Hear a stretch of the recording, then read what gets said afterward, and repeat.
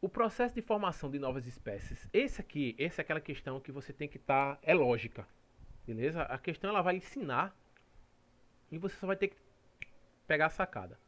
O processo de formação de novas espécies é lento e repleto de nuances e estágios intermediários, havendo uma diminuição da viabilidade entre os cruzamentos.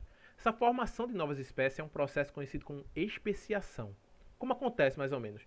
Lembra quando eu mostrei o exemplo, agora há pouco, da formação de dois fragmentos numa mata, por causa, por exemplo, de uma plantação? Percebe então que se não houver um corredor ecológico, essa população começa a ficar isolada dessa. À medida que ela vai se reproduzindo somente entre elas, pode chegar um momento que elas comecem a se distanciar geneticamente. Vai chegar um momento que essa população, o indivíduo dessa população, se tentar cruzar com o indivíduo dessa outra população, o cruzamento não vai ser possível, então vão gerar descendentes inférteis. Como, por exemplo, quando você cruza um tigre com uma tigresa com um leão, certo? E sai o liger.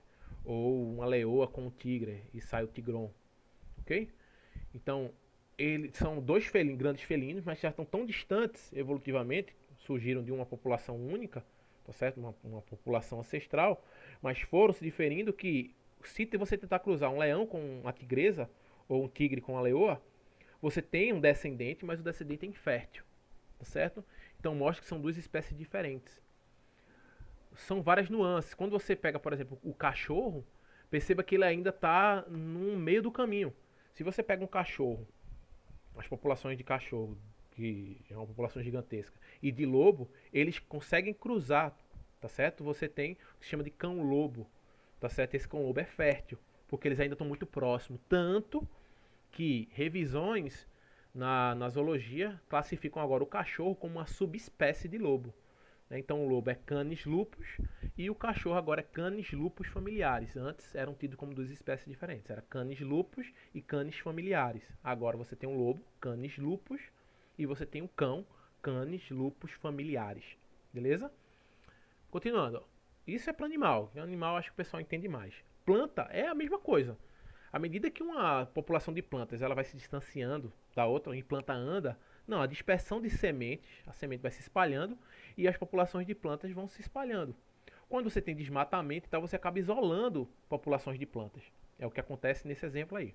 Então, assim, plantas originalmente de uma mesma espécie que não cruzam mais entre si podem ser consideradas como espécie diferenciando. Então, quando você tenta cruzar uma planta com outra, se ela cruza e gera sementes viáveis, a gente diz que é da mesma espécie ainda. Só são de populações diferentes, ou subespécies.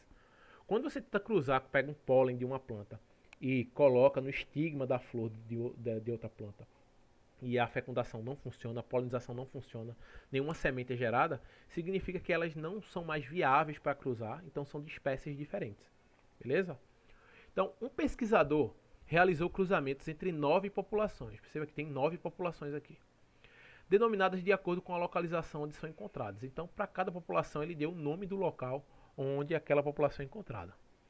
De uma espécie de orquídea, que é essa Epidendro deticulatum. Beleza?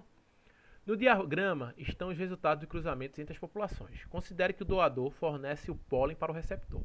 Então, o que é que esse cara faz? Por exemplo, vamos analisar isso aqui.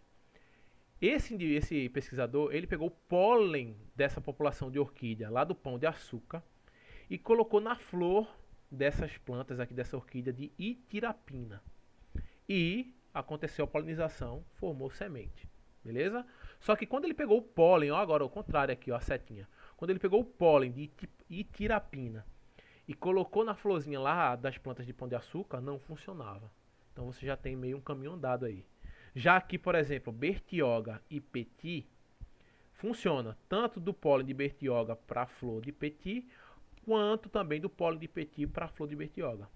Já aqui, ó, entre Marambaia e Alcobaça, não funciona nem de um para o outro, nem de outro para um.